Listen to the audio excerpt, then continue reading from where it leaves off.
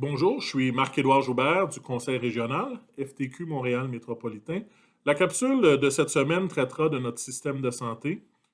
Notre système de santé, bien sûr, on le sait, il est mis à mal davantage depuis le début de la pandémie. Bien entendu, certes, cette pandémie était imprévisible dans une certaine mesure, mais elle fait ressortir des mailles non colmatées de notre système de santé.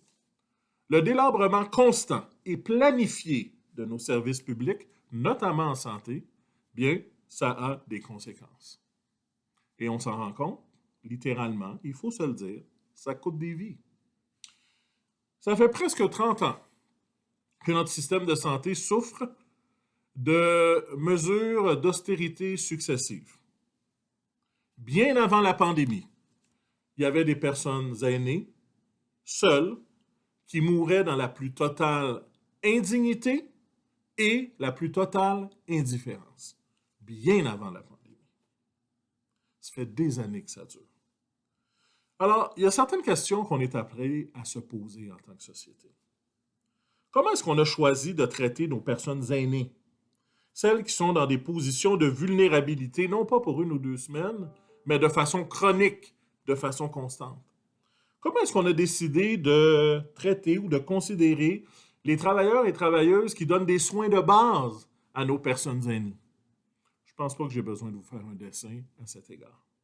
Et là, on assiste à des formes de contrition publique, mea culpa, de certains de nos politiciens à l'écran. Mais ça soulève d'autres questions. Où elle était cette volonté politique dans les années passées de traiter avec dignité nos personnes aînées au Québec? Où elle était cette volonté politique de considérer avec respect dans les années passées nos préposés aux bénéficiaires, les gens qui font l'entretien dans les CHSLD et autres personnes? Où elle était cette volonté politique? Aujourd'hui, ça pète, ça fait mal, mais on se pose la question, est-ce que ça fait mal parce que ça paraît mal? Ou est-ce que ça fait mal parce qu'on veut vraiment changer nos priorités et nos façons de considérer nos personnes aînées? La question se pose. Vous savez, les amis, la force de travail, c'est pas juste une ressource corvéable à souhait qu'on offre sur l'autel de l'économie. C'est pas ça, la force de travail. La force de travail, il faut la respecter, il faut l'honorer, et c'est pas juste la pièce, c'est aussi les conditions de travail. Souhaitant que l'épisode actuel, qui en est un triste à tous égards, nous permette de réfléchir collectivement à l'établissement de nos véritables priorités. En conclusion, je voudrais dire que malheureusement et avec tristesse, une préposée aux bénéficiaires a laissé sa vie en essayant d'aider les autres.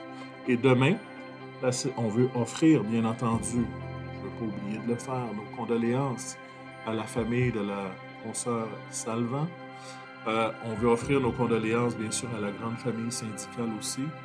Et je voudrais souligner que demain, le 24 avril, la section locale du SCFP 2881 tiendra une minute de silence en l'honneur de notre consoeur décédée, et le conseil régional, bien entendu, tiendra également une minute de silence en solidarité avec notre consoeur. C'est pas normal, les amis, que ce soit en période de pandémie ou pas, d'aller au travail et de ne pas en revenir. Merci beaucoup. Solidarité, on lâche rien. Bye la gang.